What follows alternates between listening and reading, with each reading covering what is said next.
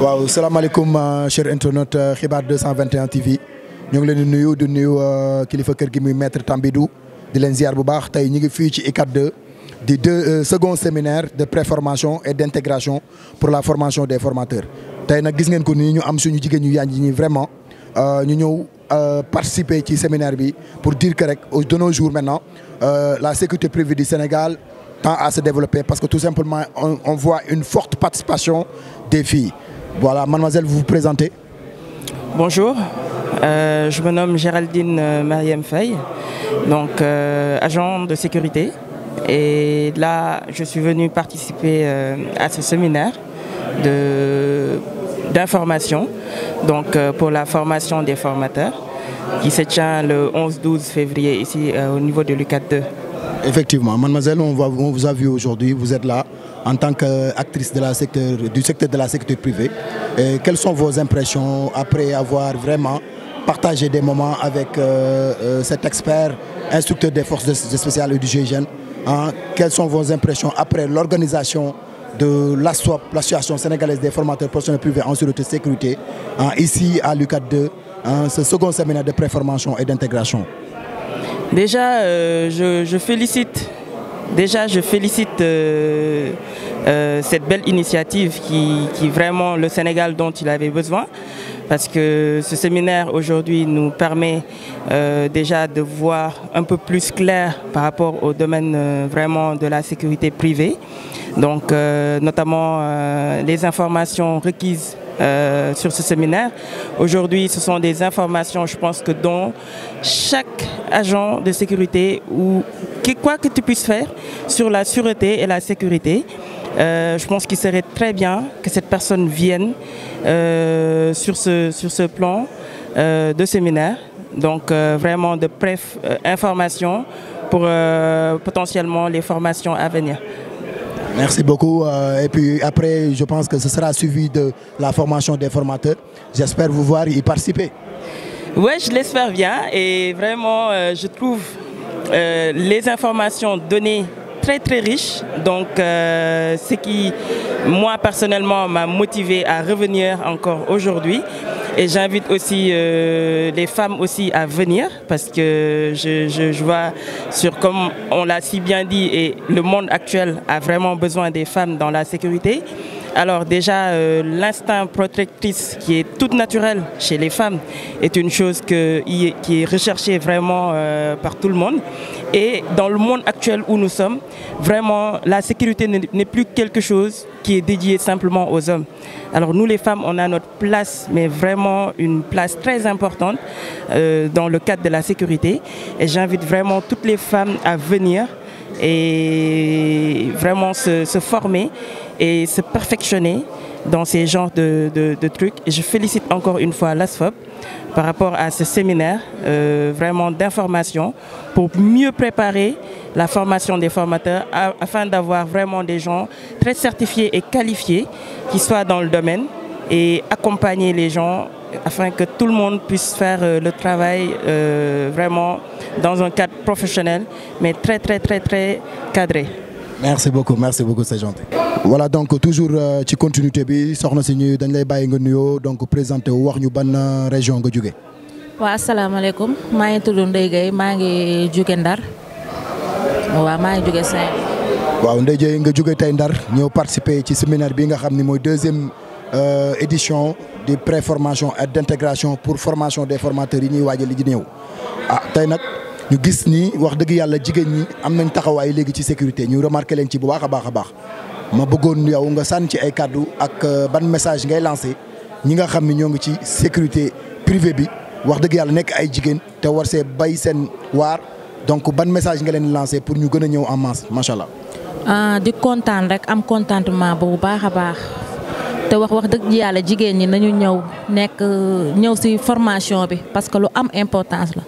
parce que jigéen mooy yaay parce que mooy protéger te wax dëgg yàlla lii dina tax ñu xam seen liggéey bu baax a baax dinañ tax ñu xam fu ñu teg seen tànk bu baax a baax ndax tout le temps damay dégg ñu naan jigéen warul nekk sécurité parce que sécurité dafa bëri ay tolof déedéet c'est faux nañu ñëwaat gën a xam li ñu doon parce que nit ki li ngay def foog nga gëstu ko pour nga xam ko te tax wax dëgg yàlla man moom bég naa bu baax a baax te kontaan naa trop macha allah sama xol démb tey dafa sedd parce que dina tax nga gën a xam fi ngay teg sa tànk dina tax nga gën a xam yow yaay kan te doo ci am benn tiitukaay ndax nit ki lépp loo def rek looy liggéey rek def ci ay gëstu dina tax fi ngay teg sa tànk gën a baax mais maa ngi wax dëgg yàlla jigéen ñëpp nañ ñëw bu ñu tiit bu ñu ragal. surtout que nga am xam nga pour être un bon élève il faut un bon maître. nga gis tey expert maître Wade bi nga xam moo def tey séminaire bi ak ñu ànd seeg ASOP ku ñeme dañ laa dee donc ban impression nga am ci sa animateur bi nga xam ne moo fi nekk di maître Wade yor séminaire bi tey. waaw maître Wade moom il est fort macha allah il est fort macha allah waa ASBEF tamit macha allah ñoom ñëpp macha allah dañu couvrir daal dañoo couvrir te dañoo gën a jox ñu gën a am courage. man wax dëgg yàlla dama kontaan franchement parler dama kontaan. Machallah, ça se voit. Merci beaucoup, ça se voit. Merci beaucoup. Voilà, bonjour monsieur. On a vu qu'aujourd'hui vous êtes venu participer à ce séminaire, ce second séminaire de préformation et d'intégration pour la formation des formateurs à venir. On vous laisse vous présenter. Bonjour, je suis Raphaël Correa. Je suis un produit de l'armée de l'air sénégalaise où j'ai cheminé pendant 29 ans. J'étais un spécialiste de la logistique transport, puis de l'informatique et pour terminer comme pilote de l'aviation légère. Aussi, je suis un acteur très actif excusez-moi de la répétition, au niveau du sport mécanique. Je fus le premier directeur du circuit Dakar-Baobab de Signa, où j'ai cheminé pendant 10 ans. Et là, aujourd'hui, j'ai une société qu'on appelle la Sénégalaise de sport mécanique et des activités mécaniques. Pourquoi la sécurité? Pourquoi ma présence ici? Les gens seront très surpris. C'est un stage, en tout cas, qui prépare à être un formateur de formateurs. Et on a parlé de sécurité. Et la sécurité, c'est dans tout. La sécurité, on la trouve dans l'informatique. C'est pas pour rien qu'on fait la cybercriminalité. C'est pas pour rien, c'est de la sécurité. Au sport mécanique, c'est toujours de la sécurité. Parce que c'est des voitures hyper rapides et dangereuses. Et donc, il faut une sécurité et une sûreté. Nous en avons parlé au stage. Au niveau de l'armée de l'air, n'en parlons même pas, hein, avec la sécurité aéroportuaire, hein, la sécurité dans les avions. Je pense qu'il est nécessaire pour toute personne qui a en credo la sécurité de venir participer à ce genre de formation parce que ça peut mener très loin. Voilà, donc on partage, on voit que vous avez eu pas mal d'expérience, hein, en tant que effectivement ancien militaire, en tant que voilà, donc vous êtes dans l'armée de l'air, vous avez dit. Et je précise encore que voilà, on est dans la formation des formateurs et non formateurs des formateurs, parce que là, je pense que ultérieurement nous aurons à le faire. Nous les cadres formateurs, quoi, en tout cas les premiers promos. Maintenant, malgré vos expériences, vous êtes venu ici, vous avez trouvé un collègue qui est l'expert Maître Wade, qui a servi plus de 28 ans dans les forces sociales et que son programme a été validé par les Nations Unies. Donc il est là, il accompagne ASOP, il est dedans, je veux dire, il suit tout et il est l'animateur de ce séminaire. Maintenant, en tant que collègue, qu'avez-vous ressenti quand vous l'avez vu venir appuyer, réorganiser la sécurité privée? Parce que tout simplement, nous le savons tous, il y a pas mal de problèmes. Quelles sont vos impressions par rapport à ça? Alors là, j'ai été très impressionné par le produit qu'il est en train de proposer aux Sénégalais.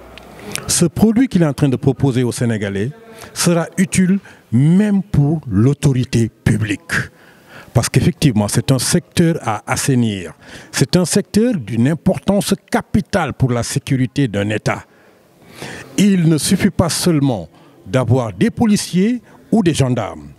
Il y a des civils qu'on appelle des officiers de sécurité. J'ai eu la chance et l'opportunité de les côtoyer quand j'étais en formation aux États-Unis.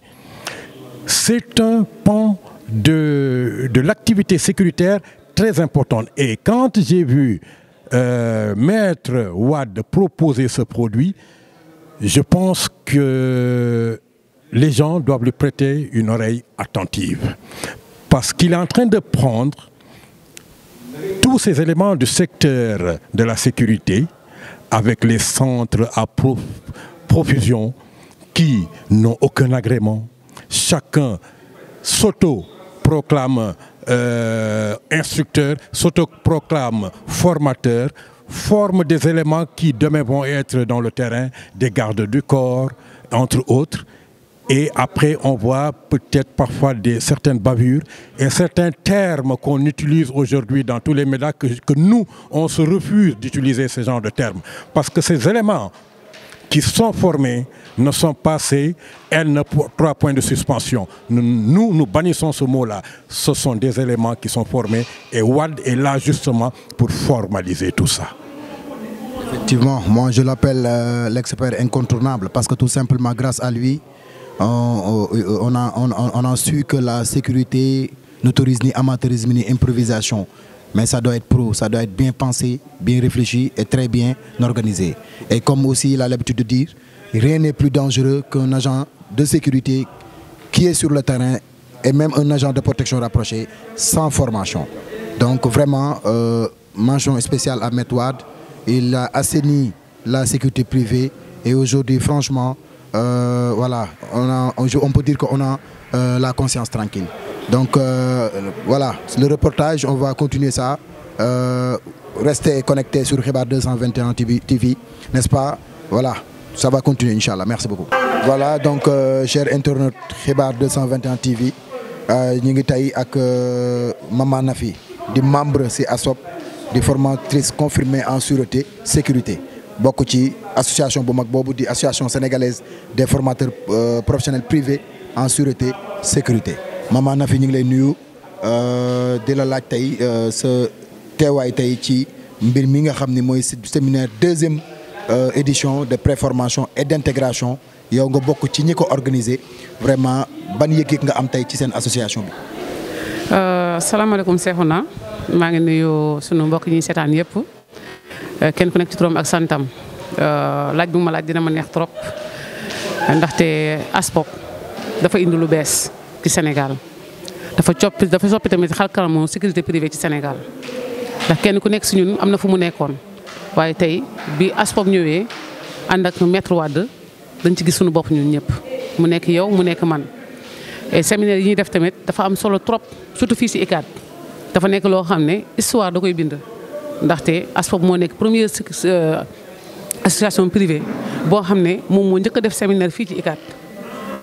lu bu baax a baax et sénégalais yëpp tamit di ko rafetlu ndaxte nit xalaatul woon ne sécurité privée dina ñëw fii ci ICAD di fi def séminaire kon ASPOP bu ko defee jaarale ko si yéen jaarale ko si Maître Wade dañ ciy sant yàlla bu baax a baax.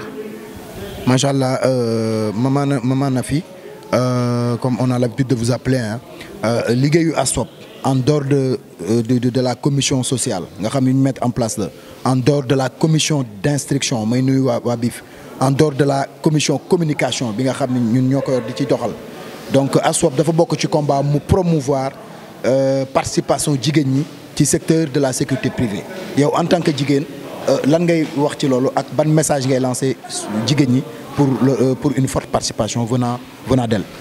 dañu sant yàlla rek dañu sant yàlla parce que man de sincèrement mosuma xalaat que ne lu mel ni dina am ASPOP moom ay jéego yu mag lay teg nekkul di raam dafay dox te dafa ànd ak jamono di dox ndax li mu indi nii dafa gaaw a comprendre que ne sécurité privée Sénégal jigéen ñi ñoo koy yori ñoo koy téye parce que jigéen ñi am na lu leen yàlla may. kon li may ñaax sama mbokk jigéen ñi mooy kenn ku nekk si ñoom mën na ci gis boppam ci sécurité privée ndax ñun ay jigéen lañ ciy liggéey nekk ay yaay te di ci liggéey ci sécurité privée di ci gagné suñu vie. kon tey bu ñu gisee ku mel ni comme Maître Wade muy promouvoir jigéen ñi ci sécurité privée ñun dañuy sant yàlla parce que dañu doon wut ku ñu ko defal moom mu ñëw ak xarañteem ak mbaaxam ak intelligence am mu teg loolu. di leen sant tamit yéen ndaxte yéen tey ASPOF fu mu dem yéen tax ngeen mu egg fa ndaxte nit mën na liggéey te du am ko lancé mais yéen dañuy liggéey yéen ngeen koy wone ku mel ni comme yow di ko wone ñun ñi nekk ay jigéen tamit nga ñuy wone di wone suñu xarañte di wone li ñuy def pour mën a am envie ñeneen jigéen ñi am envie pour mën ñëw def ko. kon Cheikhouna ñun Maître Wade dañ koy gërëm di ko sant di gërëm tamit waa ASPOF yëpp may ñaax sama mbokk jigéen ñi nag di leen xam ne sécurité privée bi jigéen mën na ci gagner vie am jigéen mën na ci réussir kon jigéen ñi nañu takku seen ndig ñu taxaw pour liggéey si pour mën a jëm si kanam man loolu laa leen di ñaan et di gërëm bu baax Maître Wade di la gërëm yow tamit ndax gis nañ jéego yi ngeen di teg naxewu leen li ngeen di yoon nii lu concret la lu palpable du lu ñuy yéex parce que daf ne fàng lu ne fàng nag kenn du ko wone kon ASPOF ci kaw ci kanam rek te li ñu mën a wax daal mooy na gaa yi xool ASPOF mi ngi ñëw de te day dal seen kaw waaw en tout cas dina remercier bu baax.